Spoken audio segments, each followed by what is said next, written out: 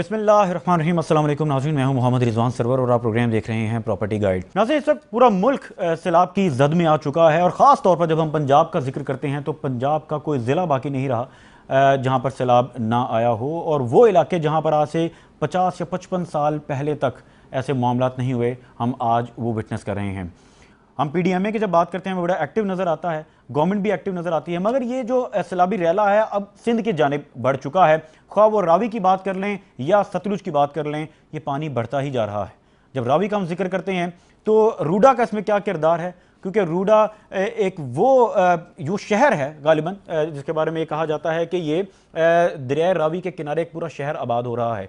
मगर वो जो प्रिकॉशन मेयर्स का ख्याल रखना था, क्या रूडा ने वो ख्याल रखा? क्या वो बंद बांधे गए?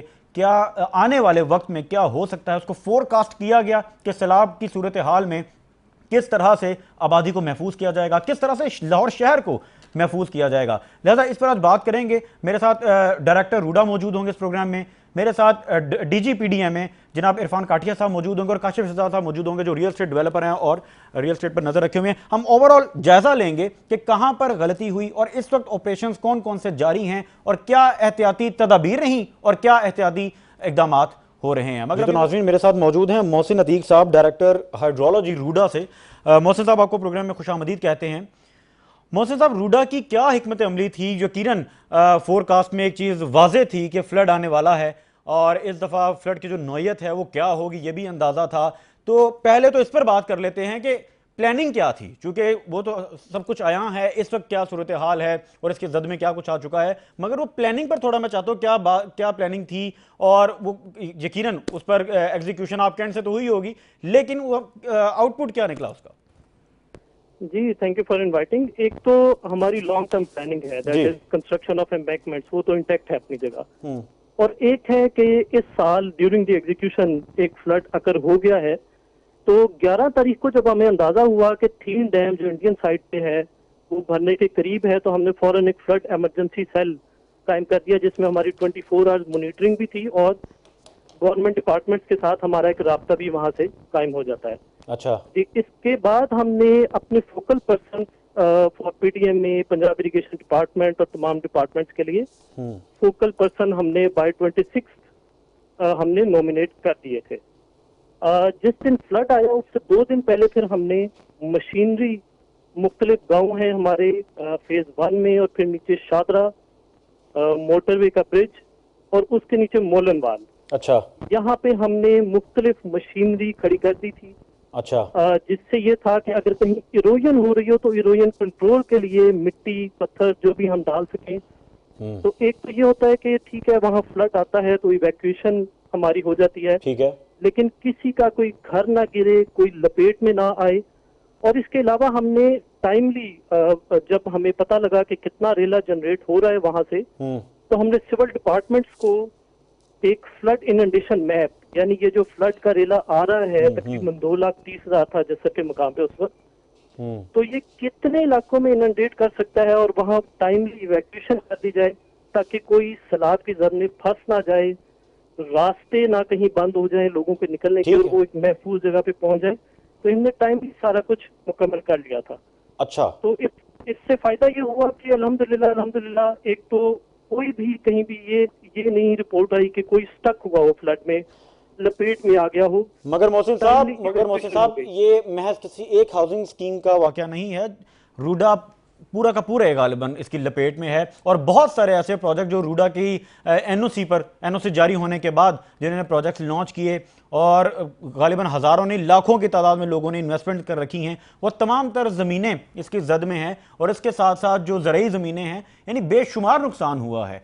ये बात आपकी ठीक है, आप जिस तरह फरमा रहे हैं कि वैक्यूएशन हुई, वहाँ से लोगों को निकाल लिया गया या जो घरों में लोग थे, लेकिन लोगों का इन द एंड सामान भी वहाँ पर है, ज़मीनें वहाँ पर हैं, वो जो नुकसान है यकीनन फोरकास्ट में ये तमाम तर चीज़ें आती हैं। एक चीज तो मैं क्लियर कर दूं, क्योंकि जाहिर है जब भी रिपोर्टिंग की जाती है तो वही की जाती है जहां लोग मुसीबत में हैं जी। लेकिन ये तासुर के ज्यादातर रूडा सैलाब की जद में आ गया, ये तासुर गलत है। अच्छा। मोर देन 70% एरिया सैलाब से महफूज रहा। खास तौर पे मैं जिक्र करूंगा फेज 1 में, जो कि हमारा ज्यादा वाइड है एरिया और वहाँ फ्लड लेन ज्यादा चौड़ा है। जितना हमने वहाँ एम्बैंकमेंट्स डेवलप कर ली थी, जो कि 9 किलोमीटर इस वक्त अंडर कंस्ट्रक्शन है, वो हमारा ज्यादा एरिया महफूज रहा। अच्छा। वहाँ एक गांव था बुक्कनवाल विलेज जो एक्सपोज था, जहाँ हमारी अभी हम ऑल्दो वो वहाँ पे अवॉर्ड हो चुका है, लेकिन हम कंस्ट्रक्शन करते वहाँ आ रहे थे, वहाँ भी हमने पत्थर के स्टड होते हैं जो सैलाब को रोकते हैं, हमने वो बना दिए थे आर्जी तौर पे, ताकि लोगों को कोई वहाँ पे सैलाब इरोड ना करे, और उसकी वजह से भी हमें काफी बचत हो गई।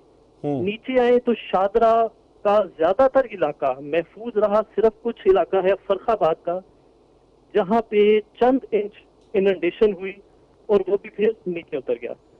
साउथ में मोलनवाल के करीब कुछ एरियाज हैं, हाँ जो बिल्कुल है, गहरे मोलनवाल में।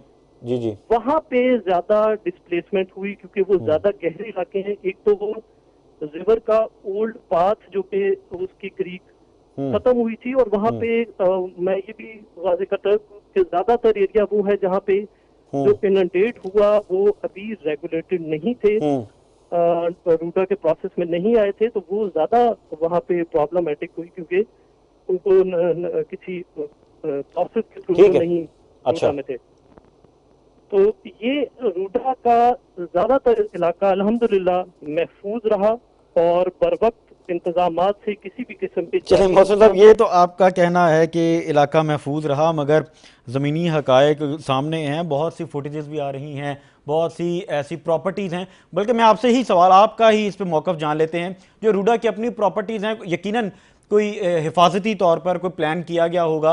जो आपकी अपनी प्रॉपर्टीज़ हैं और जिनको आपने एनओसीज जारी किए हैं, उस तमाम तर जो एक प्रोसेस है, यकीनन ये एक, बल्कि इससे पहले हम अपने प्रोग्राम में रूडा से गुफ्तगू भी करते रहते हैं वक्तन फ़वक्तन, तो जो पैरामीटर्स आप फॉलो करते हैं अप्रूवल देते वक्त, इनफैक्ट लास्ट टाइम फ्लड से पहले भी हमने ये बात की थी कि दरिया के किनारे कोई बंद के हवाले से या फिर इसको कोई पैरामीटर्स इस तरह से कम से कम खुदा न खास्ता कोई ऐसी सूरत हाल हो तो वो सोसाइटीज़ सेफ रहें, क्योंकि वहाँ तो रिहाइश आनी है।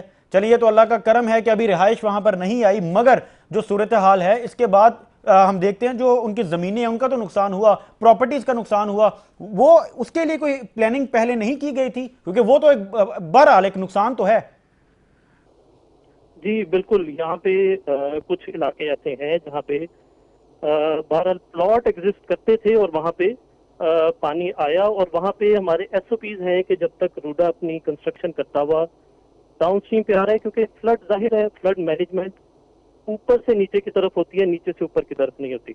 अच्छा। तो ऊपर से नीचे जब तक आएंगे वहाँ पे आर्जी तौर पे वो एम्बैंकमेंट हाउसिंग सोसाइटीज वाले बनाएंगे। ये अब हर एक को कंप्लायंस इसकी करनी पड़ेगी, लेसन लर्न भी है।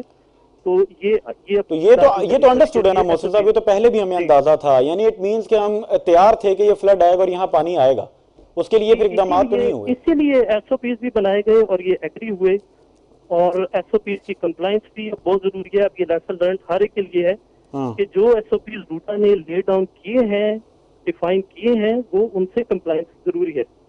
ठीक है, बिल्कुल ठीक है। और पीडीएमए के साथ भी आप यकीनन राब्ते में रहे, और ये कुछ इस हवाले से बताइए कि पीडीएमए से चूंकि रूडा पीडीएमए और यकीनन आपते में जो जब आप राब्ते में आते हैं तो कोशिश यही हुई होगी कि चले नुकसान जितना ज़्यादा हो सके नुकसान से बचाया जाए। तो जब आप राब्ते में रहे और जब ये बिल्कुल रावी के करीब आ चुका था ये फ्लड, तो तब क्या हिफाजती इकदाम किए गए थे? पहले बताया कि हमने मशीनरी पर वक्त मुहैया कर दी थी, और इसमें सिविल इंतजामिया, पीडीएमए और पंजाब इरिगेशन डिपार्टमेंट, ये तीनों इदारे एक्टिव थे, और हमारे अपना स्टाफ 3 डिप्टी डायरेक्टर्स हमारे तीनों फेजेस में, फेज 1 हमारा शादरा तक है, फेज 2 मोटरवे के ब्रिज तक, और उससे नीचे फेज 3, तीनों में एटलीस्ट 18 ग्रेड के ऑफिसर्स हमारे हर वक्त मौजूद थे, जो कि ड्यूटीज आज खत्म की गई है जब फ्लड सेफली पास कर गया है। आज तक हमारे ऑफिसर्स मौजूद थे, जहाँ भी मशीनरी, पंप, एक्सकेवेटर, रेत डालने के लिए कोई मशीनरी चाहिए, ग्रेडर चाहिए, वो हमारे मौजूद थे, और वहाँ पे हिफाजती इंतजाम वो हर वक्त करते रहे हैं ताकि किसी भी किस्म की इरोजन, किसी भी किस्म की बंद टूटने, ब्रीचिंग से बचाया जा सके। ठीक है मोहसिन साहब, शुक्रिया आपका। नाज़रीन, ये तो बातें एक तरफ, मगर हमने इस पर बात ज़रूर करनी है कि जो नुकसान हो चुका उसका अजाला कौन करेगा। ये जब प्लानिंग हो रही थी, ये जब मनसूबाबंदी हो रही थी रूडा की, तो क्या उस वक्त ये प्लान में शामिल नहीं था कि सबसे पहले हिफाजती बंद बांधे जाएंगे, या क्या इस चीज़ को फोरकास्ट नहीं किया गया था कि 2 लाख क्यूसेक पानी आएगा या फिर भारत से 6 लाख क्यूसेक भी आ सकता है? अगर 10 लाख क्यूसेक आ जाए उस सूरत में क्या करेंगे? लिहाजा ये तमाम तर सवालात अभी बाकी हैं। और जो हिफाजती बंद की बात हो रही है कि बहुत से लोगों की जानें बच गई, मगर याद रखें बहुत से लोगों की जानें, बहुत से लोग जानें गंवा भी चुके हैं। और इसके साथ साथ चूंकि प्रॉपर्टीज़ के भी अभी तो खैर ये इस पर अंदाजन बात हो रही है, जब फैक्ट्स एंड फिगर्स सामने आएंगे तब फिर इस पर बात करेंगे कि कितने लोगों की प्रॉपर्टीज़ इसमें इस वक्त वेस्ट हो चुकी हैं, ज़ाया हो चुकी हैं, और न जाने कितना बड़ा ये नुकसान है। इस पर इंशाल्लाह बात करेंगे। बेवक्त एक शॉर्ट ब्रेक का, ब्रेक के बाद हाजिर होते हैं। आप कहीं मत जाइएगा।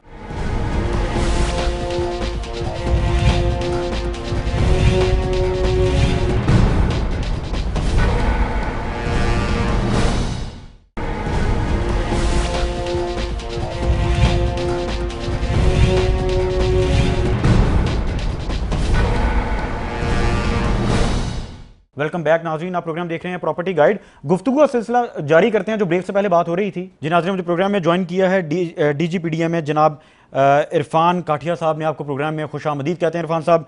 जब किन्हीं के साथ मुझे प्रोग्राम में ज्वाइन किया सैयद मौज़म अली साहब ने, जो कि deputy director special initiative CSR and diversities रूडा हैं। आपको भी प्रोग्राम में खुशामदीद कहते हैं। इरफान काठिया साहब, आपकी जानिब आऊँगा। PDMA की इस वक्त सूरत हाल मैं ख़ास तौर पर चाहता हूँ, अब ये बताइए कि इस वक्त PDMA की जानिब से कौन कौन से ऑपरेशंस राइट नाउ, जब हम इस वक्त गुफ्तगू कर रहे हैं, जारी हैं, कहाँ कहाँ पर ऑपरेशंस हो रहे हैं, क्या सूरत हाल है? जी बिस्मिल्लाह रहमान रहीम। इस वक्त जो मोस्ट क्रिटिकल इस वक्त हमारे लिए इशू है दैट इज मुल्तान। ओके। और उसकी जो ऑब्वियस रीजन है दैट इज कि हमारा चनाब और रावी का पानी पिछले 48 घंटे से जी। वो मुल्तान को अंडर स्ट्रेस रखे हुए है।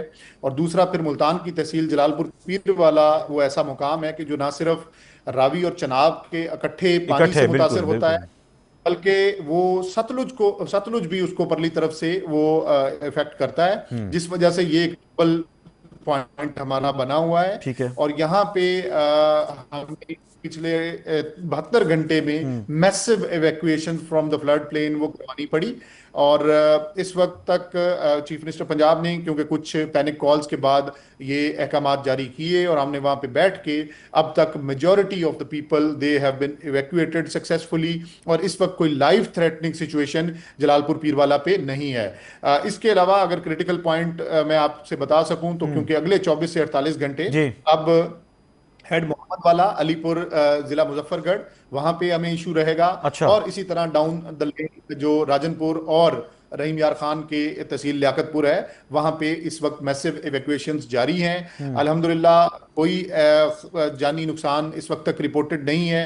और पूरी तरह से मैं आपके तवस्सुत से भी एक दफा फिर पब्लिक से और इन अजला के उन लोगों से जो फ्लड प्लेन या उसके मुल्का इलाकों में रिहाइश पजीर हैं, आप इस वक्त एडमिनिस्ट्रेशन को पूरी तरह से सपोर्ट करें और इस इलाके का इनखला उसको यकीनी बनाएं कि ये पानी अब कोई मिथ नहीं है, ये एक रियलिटी है। और आप अपने एडजेसेंट अजला में उसकी तबाही को इरफान साहब बिल्कुल, ये तो एहतियाती तदाबीर अब हो रही हैं। इससे पहले क्या इन इलाकों के हवाले से कोई एहतियाती तदाबीर नहीं की गई, कोई प्लानिंग नहीं की गई? चूंकि यहाँ से अगर कोई बंद बांधे जाते, जिस तरह से एक हमें अंदाजा हो गया था जब स्टार्ट हुआ, पहला स्पेल आ गया था, और पहले दफा जब रावी में हमने देखा एक बड़ा रैला आया, उसके बाद हमें अंदाजा हो गया था कि ये बढ़ता जाएगा काम। क्या उस वक्त हमने इस पर प्लानिंग नहीं की कि ये जो इलाके हैं, जिस तरह हमारे हर जिले को ही इस दफा फ्लड ने टच किया है, तो क्या उस पर हमने वर्किंग पहले नहीं कर रखी थी या अनएक्सपेक्टेड हो गया?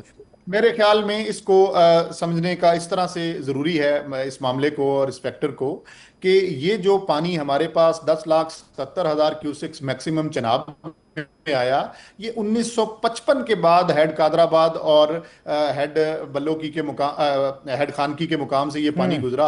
अच्छा। तो अगर आप समझें कि हम बंद बना के उस वक्त गवर्नमेंट ऑफ पंजाब ये बंद बांध लेती और ये पानी बाहर ना निकलता, तो शायद ये इस तरीके से हकायक इस तरह नहीं है। ये हमारी पंजाब की तारीख का सबसे बड़ा सैलाब है कि जिसमें वक्त पंजाब के 1955 के बाद पंजाब के 3 बड़े दरिया जो हैं वो सुपर फ्लड की सिचुएशन में, और फिर चनाब ही जो सबसे ज्यादा डेवस्टेशन जिसने की उसका अब एक जो बड़ा रेला और पीक वो खत्म नहीं हुई थी ठीक है। कि उस पे निस्बतन कम इंटेंसिटी की 6.25 लाख क्यूसिक थी। एक हम्म दूसरी जो पीक है वो उसका फिर पंजाब के इन अजला का सामना हुआ।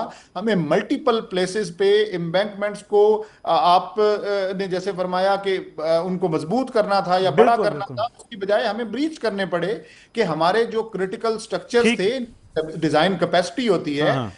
वक्त हमें कादराबाद हेडवर्क्स को बचाने के लिए उस वक्त राइट बैंक को ब्रीच करना पड़ा, जो हम्म बाउद्दीन के चंद उसमें देहातों में पानी आया।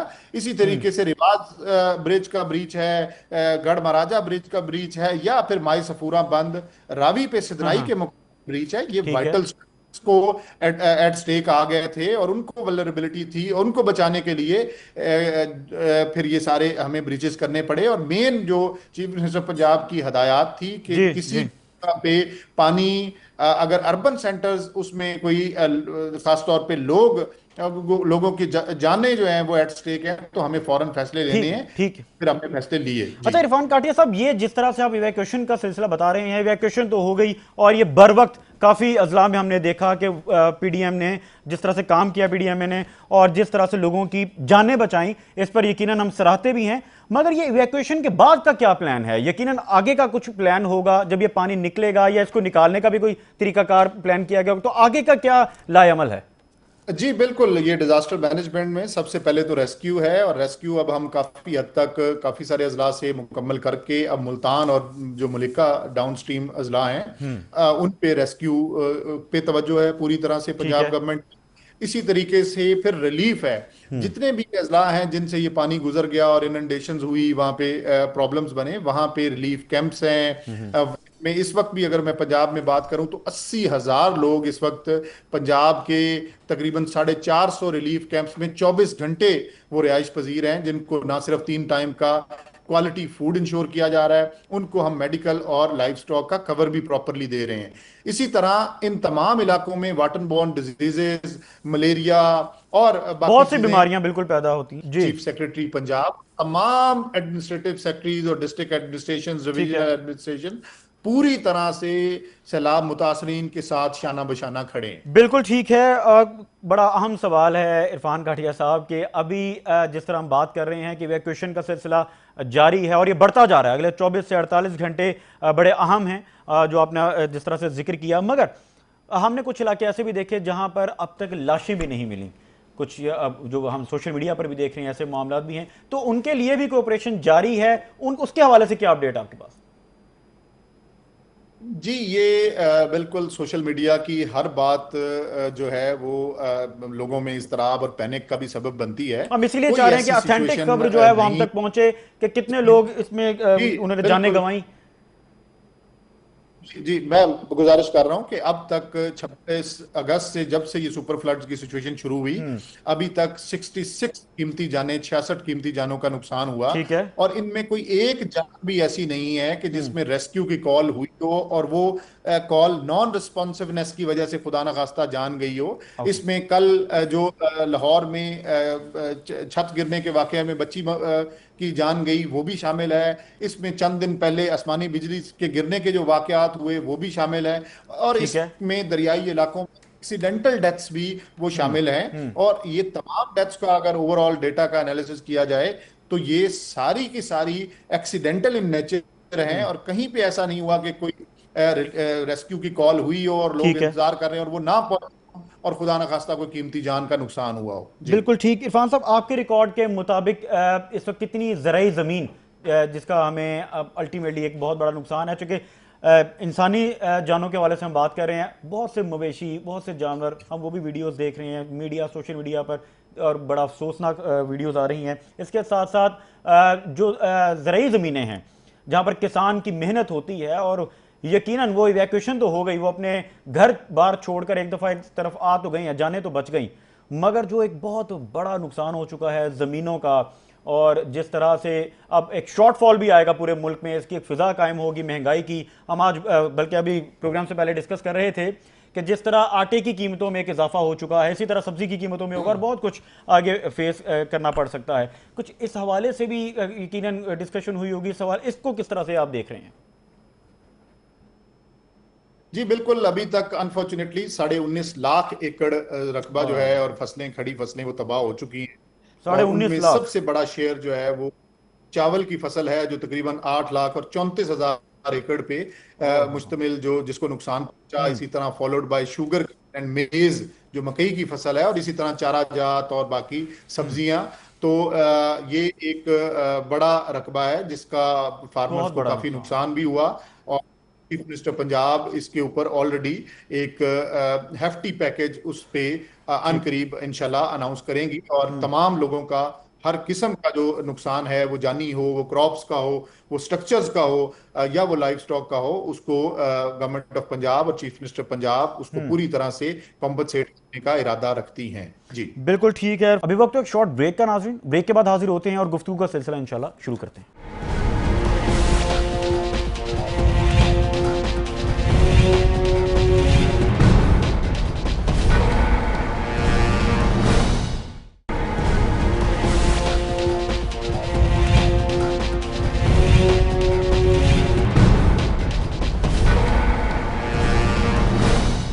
वेलकम बैक नाज़रीन, आप प्रोग्राम देख रहे हैं प्रॉपर्टी गाइड। गुफ्तगू का सिलसिला जारी करते हैं। जो ब्रेक से पहले बात हो रही थी, मुझे प्रोग्राम में काशिफ शहजाद साहब ने ज्वाइन किया, जो कि रियल एस्टेट डेवलपर हैं और बड़ी गहरी नजर रखे हुए हैं रियल एस्टेट पर। काशिफ साहब, क्विकली आपकी जानिब आऊंगा। ये किसी महज एक हाउसिंग प्रोजेक्ट का जिक्र नहीं है जो लाहौर में हम देखते हैं, जबकि रूडा पूरा ही हम देखें कि पूरे रूडा को कवर कर दिया गया, एक तरह से पूरे रूडा में ही रैला आ गया। और ये जो फिजा कायम हुई कि जी बहुत सेफ्टी के साथ, बड़ी खूबसूरती के साथ मैनेज किया गया, ये ऐसा नहीं है। हमने देखा कि बहुत से और भी हाउसिंग प्रोजेक्ट्स हैं जो कि इसकी जद में आ चुके हैं, जमीनें जद में आ चुकी हैं। और जो रूडा की प्लानिंग थी, जो पैरामीटर्स थे, जिन पैरामीटर्स के तहत एनओसी दिए गए, हम उस पर भी आज बात करना चाहते हैं। मगर आप इस पूरे ओवरऑल प्लान को किस तरह से देखते हैं? अगर रूडा प्लान किया गया, यकीनन किसी पैरामीटर्स के तहत किया गया, प्लानिंग के तहत किया गया, उसके बावजूद इस तरह सोसाइटीज में पानी आ जाना, या वो अभी सोसाइटीज जो तामीर ही नहीं हुई मगर वो बिक चुकी हैं, वहां पर पानी आ जाना, ये इस पूरी प्लानिंग को किस तरह देखते हैं? Thank you very much Rizwan साहब। सबसे पहले मैं आपको बताऊं, जो फ्लड है ये पूरी दुनिया में आता है और हर जगह पर इसको ओवरकम किया जाता है, इसको काबू पाया जाता है। हमारे यहाँ भी ये जो एक कुदरती डिज़ास्टर है जो कि पिछले 2 साल से आ रहा है और इस साल ये बहुत ज़्यादा आया है। इसके अंदर सबसे पहले तो मैं अपना पंजाब गवर्नमेंट को, और फिर ये बड़ा अच्छा काम कर रहे हैं इरफान काठिया साहब, पीडीएम के जो डीजी हैं, इन्होंने बहुत अच्छा उसमें परफॉर्म किया। लेकिन ये तो डिज़ास्टर मैनेजमेंट में आते हैं, जब इन्होंने इसको काम आ गया तो इन्होंने इसको काबू पाया। अब आपका जो सवाल है, जो हमारी ओवरऑल इंफ्रास्ट्रक्चर है, जो हमारी प्लानिंग है, ये जो लाहौर के डूबने का जो अंदर सीन हुआ है, देखिए ये रूडा जो आज से 8 साल पहले तकरीबन ये वजूद में आ चुकी थी, जब ये रूडा एक बाकायदा अथॉरिटी बन चुकी थी। और रूडा के तहत आपको पता है कि लाहौर का एक बहुत बड़ा पोर्शन ये इनके कंट्रोल में आ गया है, जहाँ की ज़मीनों की खरीदो फरोख्त जो है वो रूडा की मर्जी के बगैर नहीं होती थी। अगर डेवलपर को भी ज़मीन चाहिए तो रूडा ने देनी है, अगर किसान ने भी ज़मीन बेचनी है तो वो रूडा के जरिए ही बेचेगा। तो ये जो लाहौर के अंदर डिजास्टर आया, स्पेशली हम एक निजी हाउसिंग सोसाइटी की आप बात कर रहे हैं, उस निजी हाउसिंग सोसाइटी के साथ साथ आप देखें शादरा से लेके ये मांगा मंडी तक बहुत सारी हाउसिंग तो सवाल तो यही पैदा होता है ना काशिफ साहब कि ये प्लानिंग तो पहले हुई होगी, इसको फोरकास्ट भी किया गया होगा। बात ये है कि ये रूडा जो अब जब अथॉरिटीज बनी है तो हमने बारहा कहा है कि रूडा अपने एसओपीज क्लियर करे। रूडा एक दरिया के अंदर शहर बनाने जा रही है, तो दरिया के अंदर जब आप शहर बनाने जा रहे हैं तो क्या आपने सेफ्टी प्रोक्योर वो मेजरमेंट किए हुए हैं? क्या आपने बंद बांधे हुए हैं? क्या आपने दरिया की गुजरगाह के लिए रास्ता छोड़ा हुआ है? ना आपने दरिया के लिए रास्ता छोड़ा, ना अपने आबादी के लिए बंद बांधे। तो ये एक बहुत बड़ा फेलियर है और एक सवालिया निशान है रूडा के ऊपर। ये जो अथॉरिटी है ये पिछले 10 साल से 8 साल से वजूद में आई हुई है, तो ये सवालिया निशान है रूडा पे, जो एक इतना बड़ा सेटअप बना हुआ है कि वो क्या शहर को डुबोने का ठेका लिया हुआ है उन्होंने। अब भी रूडा के अंदर ऐसी कई स्कीमें हैं जहां पे पानी आ सकता है। अगले साल अगर इससे ज्यादा पानी आया तो उस सूरत में क्या होगा? उस सूरत में क्या होगा? वो उस सूरत में एक नया डिजास्टर आएगा। मैं बिल्कुल इसी पॉइंट को आगे लेके जाऊंगा। मौजम अली साहब हमारे दरमियान मौजूद हैं, डिप्टी डायरेक्टर रूडा। मौजम अली साहब, दरिया तो अपनी जगह, खा वो 100 साल गुजर जाए, अपना वो जगह जरूर वापस लेता है।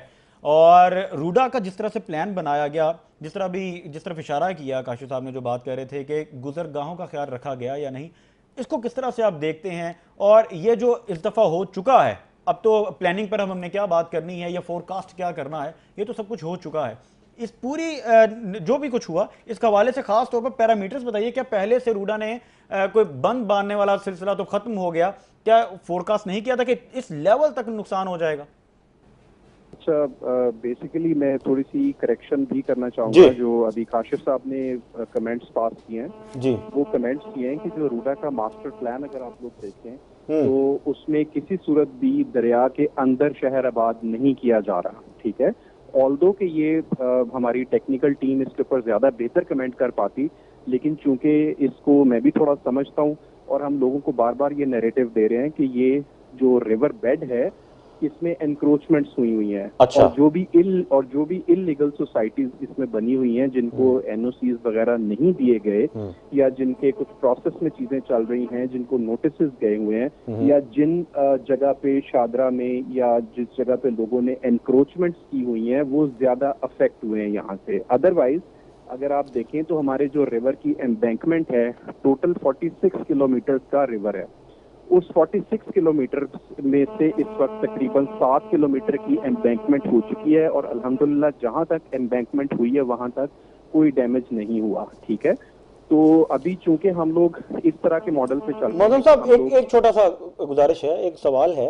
आप जिस तरह फरमा रहे हैं कि वहाँ नुकसान नहीं हुआ जहाँ पर एक तरह से इंडोर्स किया जिनको रूडा ने, तो जो एक बहुत बड़े लेवल पे प्रोजेक्ट्स और डेवलपर्स, हम उनका प्राइवेट डेवलपर्स में जिक्र नहीं करते, बहुत बड़े लेवल पर उन्होंने अरबों रुपए की कैंपेन, अगर मैं कहूं तो गलत नहीं होगा, कैंपेन होती रही है लाहौर शहर में और सेलिंग परचेजिंग होती रही है उसकी, और वो बेशुमार हजारों की तादाद में, सैकड़ों नहीं हजारों की तादाद में सेलिंग भी होती रही है प्लॉट्स की। लोग इन्वेस्टमेंट कर चुके हैं, तो क्या उनको अप्रूवल नहीं मिला था? क्या उनको अलाउ नहीं था? अलाउ किया गया, अप्रूवल दिया गया, उसके बाद ही यकीनन ये मार्केटिंग और सेलिंग के राइट्स दिए जाते हैं ना रूडा की जानिब से, अगर मैं गलत नहीं हूं तो। नहीं, इसमें भी कुछ ग्लिचेस तो होते हैं जी। मैं ठीक है, तो वो इसकी जद में हैं, वो इस सैलाब की जद में वो पूरा एरिया उस सोसाइटी का भी आया जिसका मैं जिक्र कर रहा हूँ। जी, और उसमें यही होगा कि वहाँ पे या तो उनकी एनओसीज नहीं होंगे या प्रोसेस होंगे या उनको different type of notice serve किए जा चुके होंगे कि वो एम्बैंकमेंट करवाएं। या इस तरह नहीं हो सकता कि हम देखें, हम लोगों ने जो हमारा मास्टर प्लान बनाया उसके अकॉर्डिंगली हम लोगों ने प्रोविजन रखी हुई है कि इंडिया कभी भी पानी छोड़ सकता है। और आज तक की हिस्ट्री में जितना भी इंडिया ने अब तक पानी छोड़ा है, अगर ये पूरा 46 किलोमीटर तक एम्बैंकमेंट इसकी मुकम्मल हुई होती, ठीक है, तो ये जरा सा भी डैमेज इंशाल्लाह नहीं। हमारी प्लानिंग क्या थी?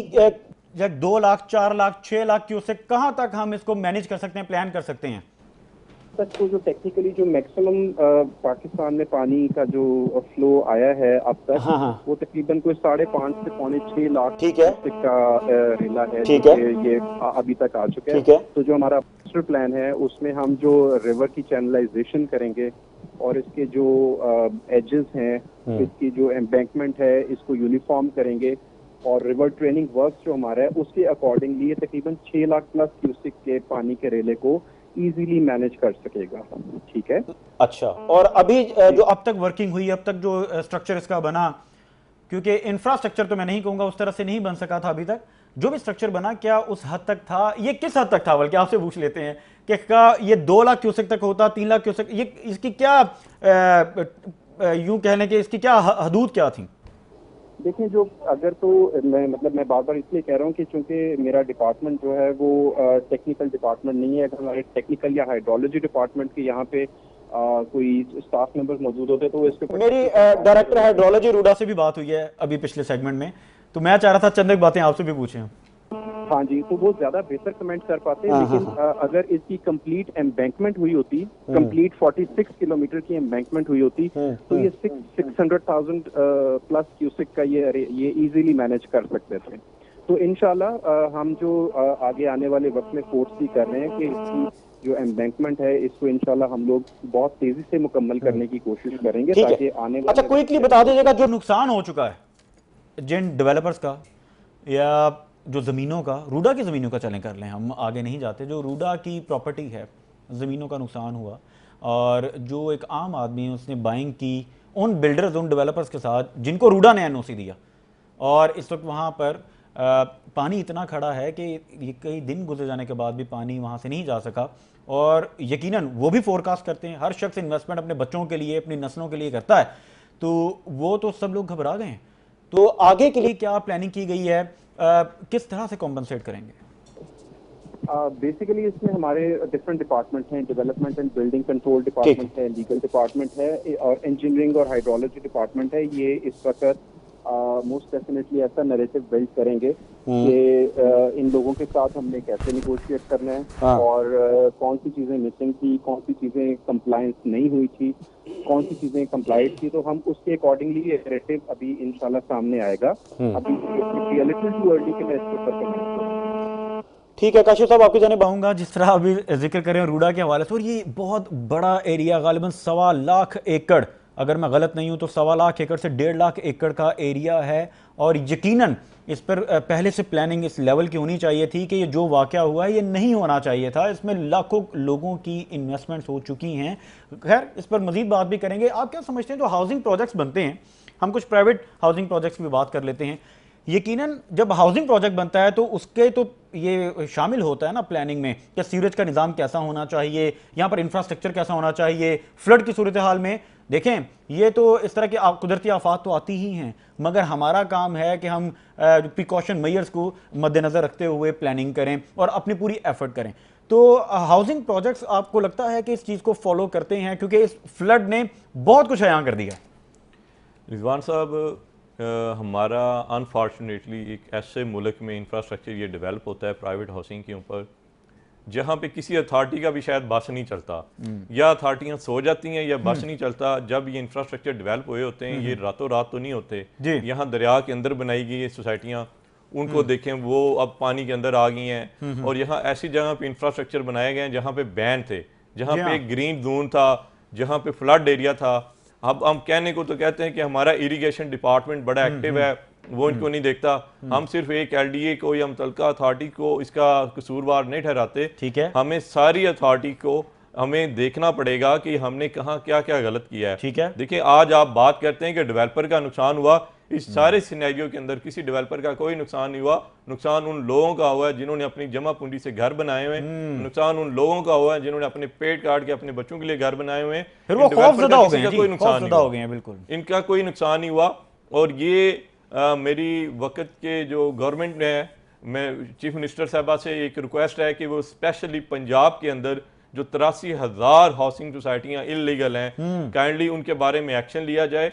ये 83,000 के करीब है। आपकी बात मैं ऑन रिकॉर्ड कह रहा हूं, मैं एडिशन करना चाहूंगा आपकी बात में कि वो सोसाइटीज को भी हाईलाइट किया जाए जिनके पैरामीटर्स ऐसे थे कि वहां पर सैलाबी सूरत हाल में भी लोग महफूज रहे, और जिन्होंने अपने इंफ्रास्ट्रक्चर, अपने सीवरेज निज़ाम को इस तरह से प्लान आउट किया कि खुदा न खास्ता ऐसी सूरत हाल में उनके रिहायशी जो हैं, उनके इन्वेस्टर्स जो हैं वो महफूज रहें। उनको भी हाईलाइट करना चाहिए। जहां पर जिन लोगों ने ख्याल नहीं रखा उनको भी हाईलाइट करना चाहिए, और जिन लोगों ने पूरी प्लानिंग के साथ ये काम किया उनको भी अप्रिशिएट करना चाहिए। जी हाँ, बिल्कुल। देखिए, अब हम एक छोटी सी एग्जांपल देता हूँ। मैं एक बिल्डर हूँ, तो हम जब एक बिल्डिंग डिजाइन करते हैं तो हम उसमें देखते हैं कि यहाँ कितने लोग रहेंगे, इनके पीक आवर्स के पानी के इस्तेमाल करने का लोड कितना होगा, इनपुट कितना, आउटपुट कितना होगा, तो ये कैलकुलेशन करते हैं। इस तरह लाहौर में 25% जो अच्छे डेवलपर हैं, हम उनको अप्रिशिएट भी करते हैं। जी जी जी। अब नाम लेना मुनासिब नहीं है कि यहाँ बहुत अच्छे अच्छे डेवलपर हैं कि लाहौर में इतनी बारिश हुई है और आधे घंटे के अंदर अंदर उनकी सड़कों पे पानी भी नजर नहीं आता था। तो लोग काम करने वाले भी हैं। तो जो एसओपी वो 25% लोग फॉलो करते हैं, क्या वो 75% के लिए लाजमी नहीं है?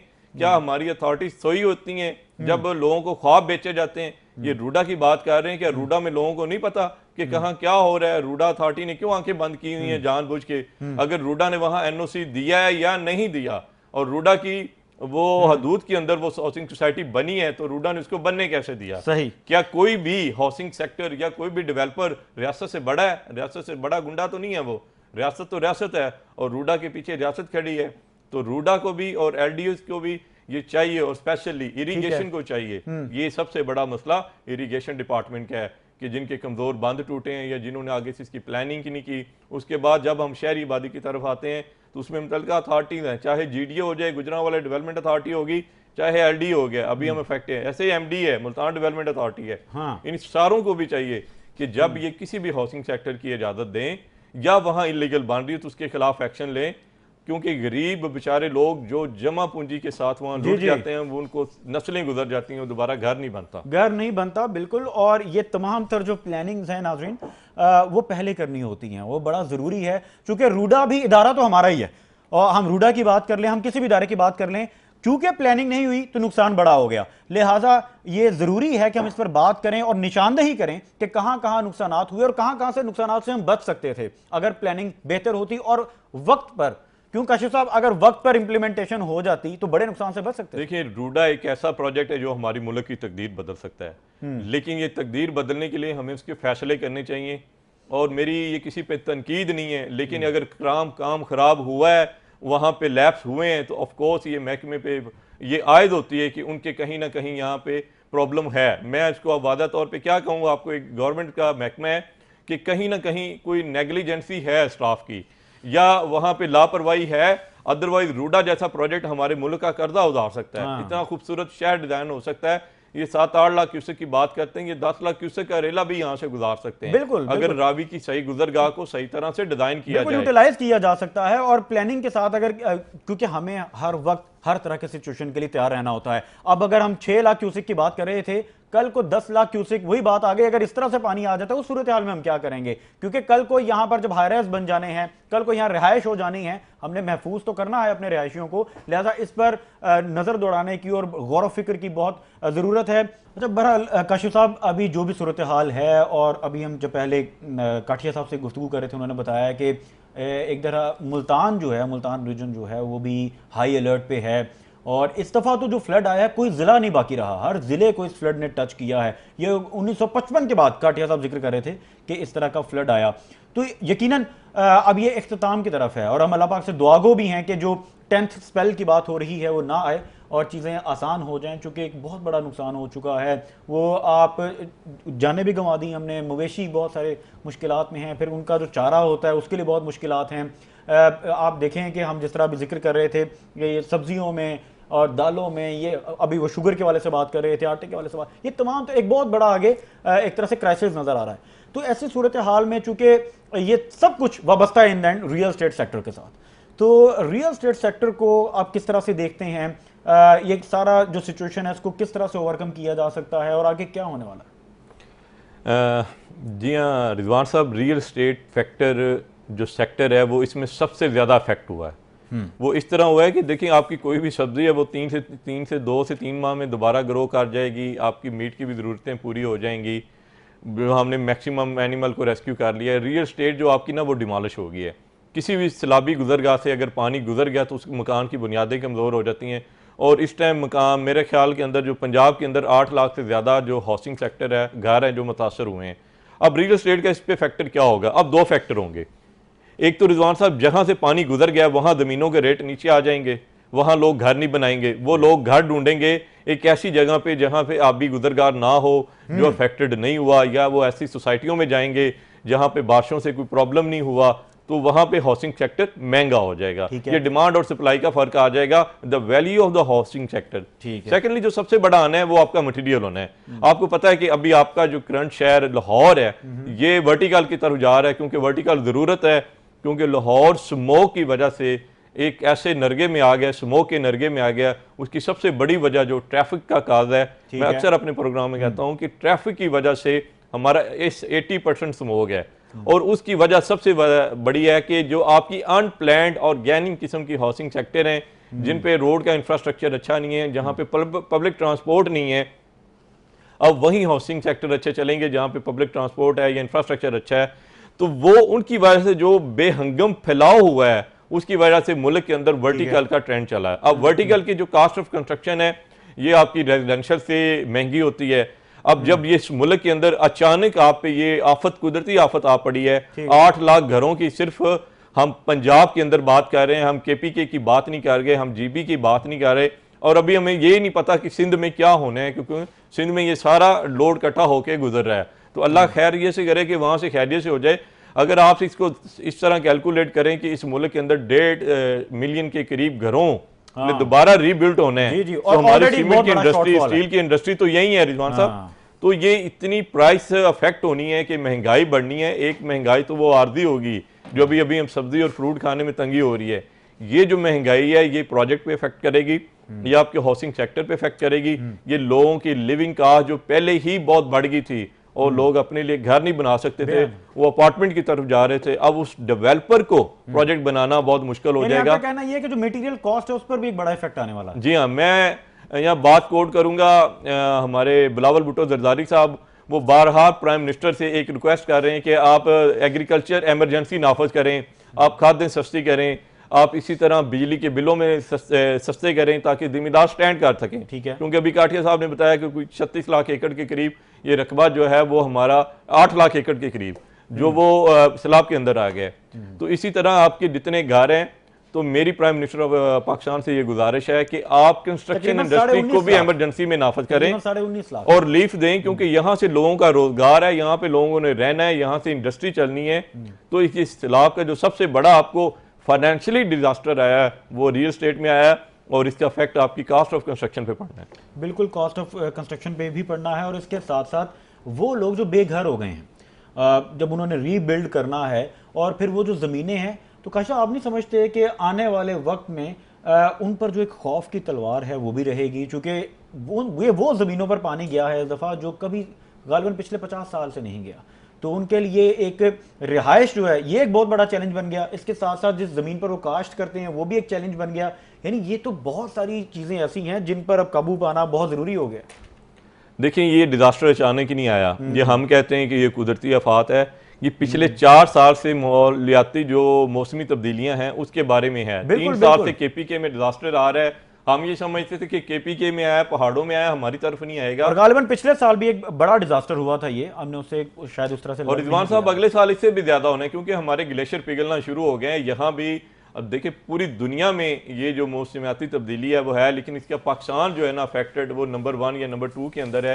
इंडिया इसके अंदर शामिल है क्योंकि अब तो नंबर 1 पर आ गया हो गए हैं। और सबसे बड़ी बात है कि हमें ये जो तरक्की पजीर ममालिक थे, जैसे इंडिया था, पाकिस्तान था, इनका इंडिया में भी यही हाल है, उनका भी हाउसिंग सेक्टर का यही हाल है, हमारे का भी यही हाल है। हमने पहाड़ों को पहाड़ नहीं रहने दिया, हमने जंगलों को जंगल नहीं रहने दिया, हमने हर जगह बेहंगम हाउसिंग सेक्टर, होटल, इंडस्ट्री, ये वो सारा कुछ बना के ये डिजास्टर हम अपने लिए खुद लेके आए। और ये पॉसिबल ही नहीं कि अगले साल ये ना आए। अगर हमने इससे इकदाम ना किए तो जो शहर बच गए हैं वो अगले साल वो भी इसी की जद में आएंगे। और मुझे नहीं लगता कि अगर इसी तरह अदारों की चाल रही, इसी तरह अदारों का रिस्पॉन्स रहा, तो ये शायद इसको ओवरकम कर पाएँ। इसके लिए जो ज़रूरी है, हमें वाटर रिजर्वायर बनाने चाहिए, हमें डैम की सूरत में जाना चाहिए, हमें जो नहर है, नई साल की नहरों की जिनकी बड़ी मुखालफत हुई थी, सिंध ने खास तौर पे की थी, हमें वो नहरें बनानी चाहिए। हमें जो पानी है, ये एक ऐसा मुल्क है अभी ये पानी में डूब रहा है। 2 महीने बाद जब गंदम की काश्त आनी है उस वक्त हमें पानी नहीं मिलना, पानी की किल्लत हो जानी है ही नहीं, क्योंकि पानी को स्टोरेज का भी कोई निजाम नहीं है ना जी। ना हम पानी को जमीन के अंदर स्टोरेज कर पा रहे हैं, ना हम पानी को जेरे जमीन भेज रहे हैं। तो ये हमारी प्लानिंग है और ये प्लानिंग ना कोई प्राइवेट बिल्डर कर सकता है, ना डेवलपर कर सकता है, ना आम आदमी कर सकता है। ये गवर्नमेंट के इनिशिएटिव हैं, गवर्नमेंट को लेने चाहिए कि वो इस पर प्लानिंग करें।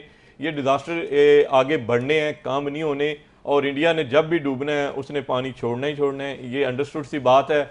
और पानी हमारी तरफ ही आना है और हमारी प्लानिंग में कहीं भी ये नहीं लिखा हुआ। हम सिर्फ एक रूडा को बचाने के लिए $1 अरब का लोन दे रही है पंजाब गवर्नमेंट रूडा को कि वो रूडा को बचा लें। आप रूडा के अलावा देखें, आप सतलुज का हाल देखें, आप चिनाब का हाल देखें, आप डिवीजन देखें, सियालकोट को देखें, आप गुजरात को देखें, आप सरगोदा को देखें, मुल्तान को देखें, वो सारे डूब गए हैं। हमारा मसला है कि हम लाहौर में बैठे हैं, हमें रूडा के अलावा कोई दूसरा दिखाई नहीं दे रहा। पूरा पंजाब डूब रहा है इस टाइम, 8.5 लाख एकड़। अभी आपको इरफान काठिया साहब बता रहे थे, और अब ये सिंध तक चला गया, ये अब सिंध तक जाए और सिंध में ये सारा पानी इकट्ठा होकर जा रहा है। जी। सतलुज भी जा रहा है, रावी भी जा रहा है, चिनाब भी जा रहा है, ये सिंध भी जा रहा है, ये सारे दरिया इकट्ठे होके वहां जा रहे हैं। तो अब वहां डिजास्टर और बढ़ेगा। अल्टीमेटली इस डिजास्टर से निपटने के लिए गवर्नमेंट को पानी जखीरा करना चाहिए, ज़ेरे ज़मीन भेजना चाहिए, या डैम बनाने चाहिए, या डैम बनाने चाहिए। जखीरा करना पानी को बहुत आम है नाजरीन, चूंकि यही पानी जो अभी फ्लड की सूरत में आया है या बारिशों की सूरत में आ रहे हैं अनएक्सपेक्टेड वे में, ये आने वाले वक्त में इंशाल्लाह ताला हमारे लिए बहुत काम आ सकता है और बहुत सारी आसानियाँ भी पैदा कर सकता है। नाज़रीन, जो एहतियात होती है हादसे से पहले होती है, वरना हादसे के बाद तो सिर्फ अफसोस होता है। जो इस वक्त हम कर रहे हैं प्रिकॉशन मेजर्स को आइंदा के लिए हमें ख्याल करना होगा, क्या बेहतरी आ सकती है। और इस वक्त हमने देखा है कि ख़ास तौर पर पंजाब गवर्नमेंट बहुत एक्टिव है और पूरे हर ज़िले में गवर्नमेंट भी काम कर रही है। PDMA की हम कोलैबोरेशन देखते हैं, PDMA बहुत एक्टिव हैं, इरफान काटिया साहब हमारे साथ दरमियान मौजूद थे, वो इस वक्त भी किसी साइट पर मौजूद थे और बड़ा अच्छा काम कर रहे हैं। हम दुआगो भी हैं उन तमाम रेस्क्यू टीम्स के लिए जो प्राइवेट इदारे हैं, फाउंडेशन हैं जो इसमें काम कर रहे हैं, और फी सबीलिल्लाह बहुत सारे लोग काम कर रहे हैं कि अल्लाह पाक उन सब की भी हिफाजत फरमाए। और वो लोग जो इसकी जद में आए हैं, जिन्होंने अपना जानो माल गंवाया है, अपने मवेशी गंवाए हैं, ज़मीनें गंवाई हैं, हम उन सब के लिए दुआगो हैं और अपने मुल्क के लिए दुआगो हैं कि अल्लाह पाक हमारे लिए खैर का वक्त लाए। अगले प्रोग्राम तक के लिए मोहम्मद रिजवान सरवर को इजाज़त दीजिएगा। अपना फीडबैक हमें ज़रूर दीजिएगा। अल्लाह ने के बाद।